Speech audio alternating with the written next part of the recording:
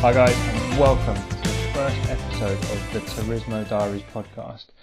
This is something I thought I'd give a go in 2019 to allow me to try and upload more content for you guys, and it also gives me a chance to cover more things about the cars that I'm not able to do in videos. So yeah, let's just see how it goes. So what's it going to be about? I'm probably going to be making it up as I go along, but I'm likely to just cover some random car topics, stuff that people don't usually talk about.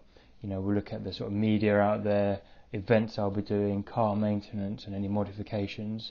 And also, I'd like to hear back from you guys, some feedback on the channel, asking me some questions, and hopefully have a two-way thing. So yeah, that's what it's going to be about. Start off today saying a bit of a time, as some time has passed, but yeah, Happy New Year to you guys. Hope you guys had a wonderful Christmas. I know that I did. I was fortunate enough to pick up an Xbox One from my brother. It was a complete surprise, and I think it was because I mentioned the fact that I wanted to play Forza Horizon 4, which is a fantastic game. Love it. Graphics are great, good gameplay, all that. The reviews for it are great anyway, so you don't need me to tell you about that. But it's great. A little bit easy, but way more accessible. I played the one of the earlier versions just before I picked this up, and I found that this one is so much easier. You don't even have to win events to have them down as gold medal. So stuff like that I like a bit of a challenge, but anyway, graphics are great. So one of the early cars I picked up was a Ferrari F355, which I was scrolling along the colours, and metallic green looks so good on Ferraris, it's unbelievable, which immediately made me go onto Auto Trader and have a look at how many green Ferraris out there, and there are not that many. I think there was a total of 12 at the time. Let's have a look right now. Scroll down, colours, where's the colour at? Green. 10. There are 10 green Ferraris. It must take a lot of balls to go into a Ferrari showroom and buy a green Ferrari. I think with the blacks, reds, silvers, yellows, every other colour must seem so much more appealing. But I guess if you're buying a green Ferrari, you probably you're probably doing it for, maybe a second or third, fourth car even.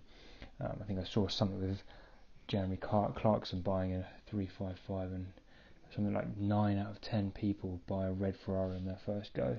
I think a lot of it comes down to the options, because once you choose green for the outside of your car, what colour are you going to do the interior?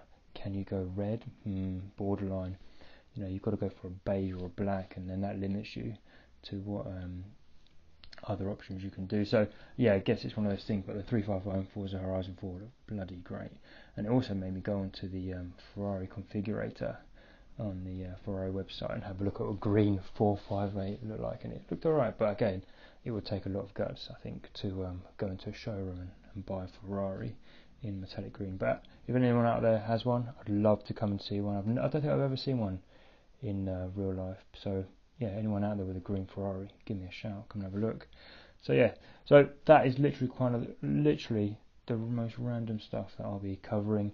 This podcast is going to be, I'll be bringing you the stuff that I like about cars. So if you've never heard of or don't even like this Nissan Micra Super Turbo, this podcast is not for you. If you're into big Dodge Ram pickup trucks, you're my kind of guy. So I'll be looking to bring up the subscriber count, looking for those likes, sharing the content. So hopefully I'll create a fan base of some sort, because there must be people out there just as nerdy as me about cars. So yeah, I'll also be bringing you some of the events I'll be getting up to in the year.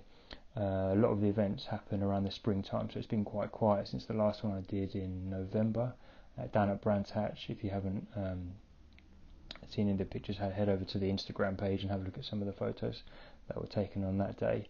That was a fantastic event. As the spring comes through and the calendar for the events comes out, and as I sign up for them, I'll let you guys know. So it'd be nice to one day go to something like one of my auto solo events and see someone that knows the channel or has listened to this podcast. So yeah, looking forward to all that kind of stuff. So I've done a few more mods on the Celica that I haven't done videos for. I've put some mud flaps on myself. Really, really easy job. And I've also bought some magnetic roundels for numbers whilst I'm taking part in these events from Demon Tweaks.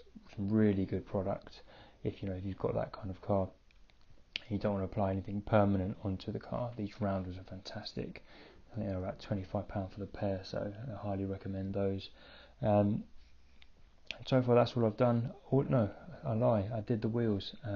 Check out the video, very short video on the YouTube channel. I had those painted by a company called AutoWiz over in Welwyn Garden City.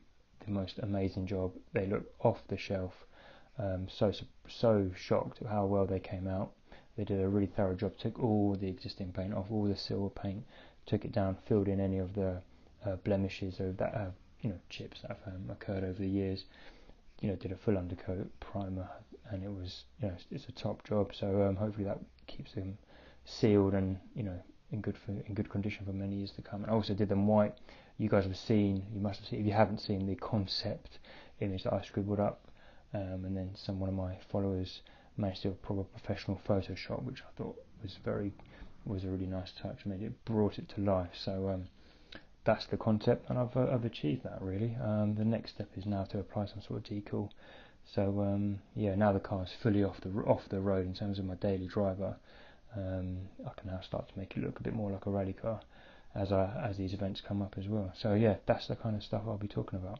So guys, I'm going to keep this one really short, a bit of a pilot episode.